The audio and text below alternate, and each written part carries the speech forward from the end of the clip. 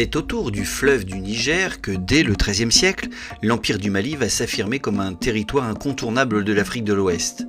S'étendant sur plus d'1 million de kilomètres carrés de la Guinée au Niger, de la Mauritanie à la Côte d'Ivoire actuelle, le Mali va devenir un carrefour incontournable des échanges entre l'Afrique du Nord et l'Afrique subsaharienne, développant une culture originale et prospère, marquée du sceau de la stabilité.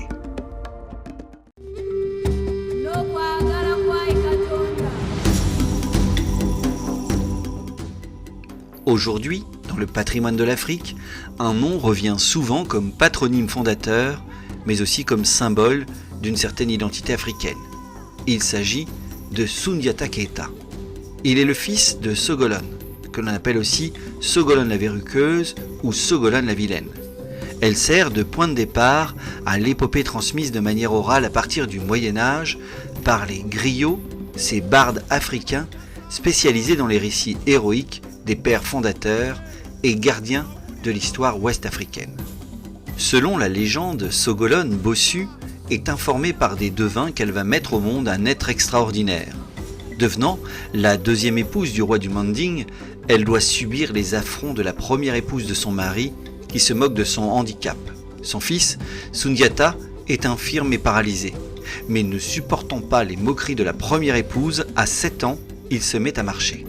Sa mère l'entraîne alors à l'exil pour lui éviter un sort funeste et plus tard, devenu homme, il réussit à battre ses ennemis les Sosso lors de la bataille de Kirina en 1235, ralliant à lui les royaumes malinké et permettant la fondation de l'Empire du Mali.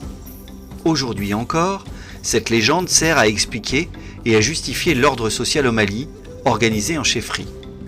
Que doivent retenir les historiens de tout cela ? Les sources notamment écrites étant peu nombreuses, que le territoire malinké, au début du XIIIe siècle, était morcelé, que ces royaumes se ralliant à Soundiata ressemblaient à des chefferies, qu'une puissance provenant du Sahel a dominé la région, celle des Sosso, certainement en y rasiant le plus possible d'esclaves, vendus ensuite aux marchands arabo-berbères. L'arrivée de Soundiata est finalement la préfiguration de l'affirmation d'une superstructure coiffant l'organisation politique traditionnelle, celle des chefferies, instaurant peut-être une certaine vassalité. Devenu Mansa, le roi des rois va alors favoriser la stabilité dans le pays malinké, tout en facilitant le développement commercial avec les arabo-berbères.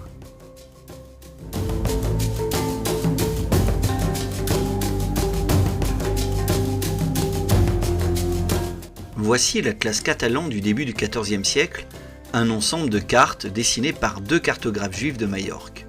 Réalisée sur vélin, elle est censée être destinée au roi de France. Aux confins des terres connues en bas de la carte, on trouve les fleuves, mers, déserts et autres lieux. Un personnage se distingue par son importance. Il s'agit de Kankou Moussa, l'un des Mansa les plus importants de l'Empire du Mali, qui a régné de 1312 à 1337. Ses caractéristiques sont peu réalistes, mis à part le cafetan et la peau noire. Il porte des attributs qui ressemblent aux régalias du royaume de France et qui n'ont rien à voir avec l'Empire du Mali, comme la couronne et le sceptre fleur-de-lysée. Dans sa main droite, Kankou Moussa porte une pépite d'or qui symbolise sa richesse. Il faut dire que Mansa Moussa, musulman, a marqué les esprits lors du voyage qu'il a effectué en 1324 en se rendant à la Mecque pour faire son pèlerinage. Le petit-neveu de Soundiata Keita a impressionné notamment la cour du sultan mamelouk en Égypte. Selon les écrits d'Ahmad al-Makrizi, historien égyptien du XIVe-XVe siècle, il arrive au Caire accompagné de milliers de serviteurs et d'esclaves avec un or considérable, plus d'1 tonne portée par les chameaux et dromadaires de sa caravane. Pendant 3 mois, il se fait remarquer par sa générosité. Ses achats sont nombreux. Toute la richesse distribuée va même déstabiliser le cours de l'or dans le pays, le dinar baissant en valeur de 6 dirhams. La renommée du roi du Mali va s'étendre au-delà de l'Afrique du Nord. Elle est même connue alors en Europe. Cet or, symbole de pureté, est une ressource très importante de l'Empire du Mali. Il est présent dans l'apparat du roi, dans sa coiffure fixée par un bandeau, sur la guitare utilisée par les musiciens royaux, et il est fondamental dans les échanges. Exploité peut-être dans les mines de bambouk et de bourré, Cet or, à la fin du XIVe siècle, représentera les 2/3 du métal précieux circulant en Europe et il sera au cœur des échanges qui s'effectuent entre l'Afrique du Nord et l'Afrique de l'Ouest. S'appuyant sur les grandes routes commerciales qui se mettent en place au début du XIIIe siècle, l'Empire du Mali va les consolider et les approfondir. Les échanges entre monde arabo-berbère et Empire du Mali sont marqués par la diversité. Vers le monde arabo-berbère, les produits vendus sont surtout de l'ivoire, des esclaves, du cuivre ou encore des kauris, petits coquillages. Et en retour, le Mali reçoit tissus, armes, bijoux et blé. Le point de relais pour les caravanes passe presque toujours par les mines de sel, comme celle de Tegaza. L'Empire du Mali va apporter à tous ces échanges une stabilité, d'une part par son système judiciaire. Aujourd'hui encore, en Afrique de l'Ouest, on vante les mérites de la charte de Kouroukan Fouga, qui aurait été proclamée à l'intronisation de Soundiata Keïta comme empereur du Mali en 1236 et transmise sous forme orale au sein du clan des Malinké. Cette charte serait l'une des plus anciennes constitutions du monde, mettant en avant la paix, le respect de la personne humaine, l'éducation et d'autres valeurs fédératrices. Mais les historiens contestent sa réalité, évoquant plutôt une reconstruction et une réinterprétation au cours des époques, suivant les évolutions. Même si on peut discuter du texte aujourd'hui, il y a peut-être eu une codification des relations sous Soundiata Keïta, pacifiant et ordonnant le territoire, lui permettant par là même de contrôler la justice.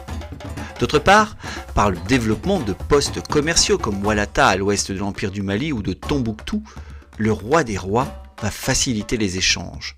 Tombouctou devient par exemple un centre important du commerce. Un système de douane y est mis en place. Les biens arrivant d'Afrique du Nord sont sécurisés et une partie des marchandises est prélevée. À l'intérieur du Mali, le fleuve du Niger fait figure de dorsale vitale de l'Empire, liant le nord et le sud et facilitant le transport des produits.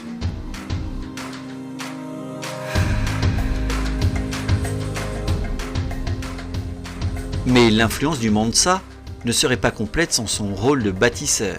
Fervent musulman, Mansa Moussa va favoriser la construction de monuments, au premier rang desquels les mosquées. En 1324, il revient de son pèlerinage avec des hommes de science et de culture. Un architecte, Abou Ishaq Es-Saeli, originaire de Grenade, va construire pour lui la mosquée Djengareber en 1328 à Tombouctou, contre une somme considérable, environ 200 kg d'or, selon les écrits d'Ibn Khaldoun, géographe arabe du XVe siècle. Réalisée en banco de la terre cuite dans un style soudanais, elle a 25 fils de piliers qui limitent la portée des voûtes. Dans l'Empire du Mali, cette volonté de construction de mosquées va favoriser la propagation de l'islam en Afrique de l'Ouest, alors que parallèlement certaines chefferies malinké développent un art particulier, comme celui de la ville de Djenné. Fabriquées en terre cuite, les statuettes de Djenné représentent des guerriers ou des cavaliers. Mais les plus curieuses sont celles de malades atteints de filariose. L'accent est mis sur la déformation des corps et montre une certaine souplesse dans l'exécution des œuvres. Placées à l'entrée des huttes, ces statuettes sont censées protéger les habitants. Certains animaux figurés peuplent de symboles cet art, comme le serpent, à la fois image de la fécondité, de l'immortalité, comme de la maladie qui ronge l'individu. Enfin, dans l'Empire du Mali, la production d'écrits est conséquente. La culture est souvent mise au premier plan et sert le Mansa. Elle passe par la construction d'écoles, mais aussi par l'édification d'une université, celle de Sankoré, dont l'un des joyaux est la bibliothèque contenant des milliers de manuscrits pour la plupart écrits en arabe ou en peul. Dépositaire de la tradition écrite de l'Afrique, ce lieu de culture est un creuset de tous les savoirs, de la botanique à l'astronomie, de la musique à l'histoire.